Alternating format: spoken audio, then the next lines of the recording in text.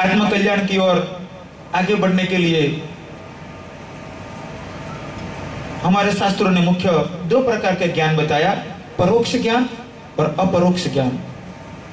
परोक्ष ज्ञान जो अभी प्राप्त कर रहे हो आप लोग सुनकर, परोक्ष ज्ञान शास्त्रों का अध्ययन करके प्राप्त कर सकते हो, परोक्ष ज्ञान चिंतन मनन से प्राप्त कर सकते हो।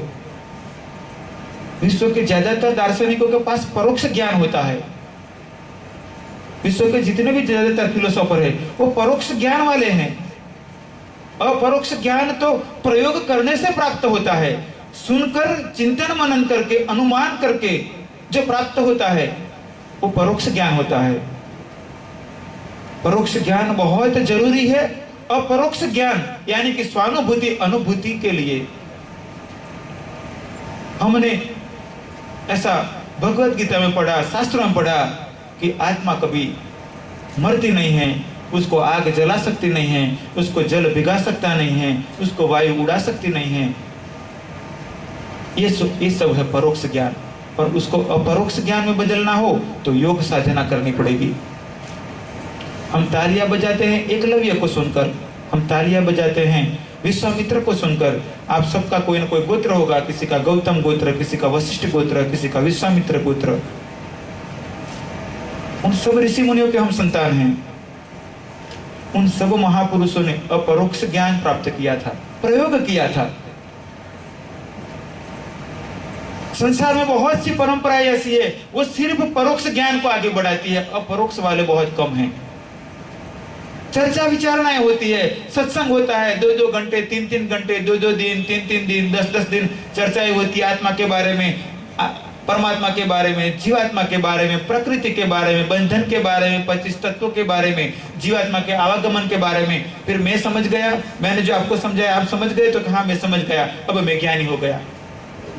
वो ऐसा ज्ञानी कि पहलवान के कितनी भी किताबें पढ़ लो, पहलवान के कितनी भी चर्चाएं कर लो, इससे पहलवान कभी नहीं बन सकते हो। पहलवान बनने का एक ही रास्ता है, उचित व्यायाम और उचित खान पान, उचित दिनचर्या, तब ही पहलवान बन सकते हो। चर्चा मात्र से नहीं, प्रवचन कर सकते हो, पहलवान नहीं बन सकते हो। संसार में वर्तमान काल स्थितियों में देखा जाए तो ज्यादातर धर्म चर्चा विचारणाओं से अटक गया। ज्यादातर लोग चर्चा विचारणा करने लगे, बहस करने लगे और वो सिर्फ हो गया परोक्ष ज्ञान। दूसरा पहलू है अपरोक्ष ज्ञान, स्वानुभूति युक्त ज्ञान। और योग साधना वो अपरोक्ष ज्ञान का रास्ते पे ले चलती है। योग साधना के मुख्य 2 रास्ते हैं, चित्तोपासना और प्राणोपासना। हमारे मुख्य 2 ऊर्जाएं हैं, चित्त और प्राण। चित्तोपासना यानी मैं करूं और प्राणोपासना यानी हो गया, हो रहा है, मैं अनुभूत करता हूं, मैंने नहीं किया, मैं दृष्टा हूं, मेरे द्वारा हो रहा है। चित्तोपासना का साधना, चित्तोपासना का ध्यान सरल है। राम, कृष्ण, शिव, माता जी, हनुमान जी, ओम, प्रकाश, कोई भी लक्ष्य को लेकर सीधे टटार बैठना, अपने मन को उसमें एकाग्र करना, रीढ़ की हड्डी, ग्रीवा और मस्तिष्क को एक सीधी रेखा में रखना, पेट भरा हुआ ना हो, खाली होना चाहिए। यदि हल्का नाश्ता इत्यादि किया है तो 3.5 घंटे जाने दो, 3 घंटे जाने दो। यदि खाना खा लिया है तो 5-6 घंटे जाने दो। स्नान करके हाथ पैर मुंह पैर धोकर कुल्हा करके बैठो, हल्के वस्त्र हो, तेज हवा ना हो, वहां कीड़े मकोड़े इत्यादि काटने वाले ना हो, ज्यादा तेज रोशनी ना हो, नीचे आसन बिछा हुआ हो कि जिससे आपके शरीर में पैदा हो रही ऊर्जा जमीन में न चली जाए। इस स्थिति में सीधे टटार बैठना। भगवत गीता के 6ठे अध्याय में भगवान ने अर्जुन को समझाया है किस प्रकार बैठना, सम काया शिरो ग्रीवा। ऐसे सीधे टटार बैठो। पर यदि आपकी राम में श्रद्धा है, शिव में श्रद्धा है, ओम में श्रद्धा है, प्रकाश में श्रद्धा है, या तो आपको शिव मंत्र में, गायत्री मंत्र में, या तो विष्णु मंत्र में,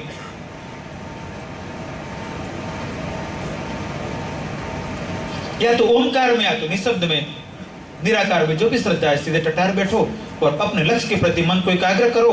यदि कोई साकार रूप है तो उसको देख लो, आंखें बंद कर लो और बंद आंखों से उसको देखने का प्रयत्न करो।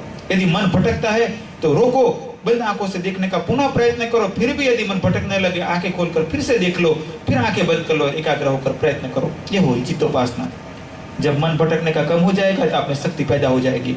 जैसे लेंस को, बहिर्गोल लेंस को धूप में रखा जाए तो नीचे एक बिंदु पर प्रकाश केंद्रित होता है, वो तिल्ली को यानी कि दीवार सड़ी तिल्ली को जला देता है, रुई को जला देता है, कागज में छेद कर देता है। ऐसे जब आप मन को एकाग्र करोगे आप में शक्ति पैदा होगी। उसका दुरुपयोग करोगे तो राक्षस कहलाओगे और सदुपयोग करोगे तो ऋषि मुनि देव तक पहुंच जाओगे। निर्णय आपको करना है।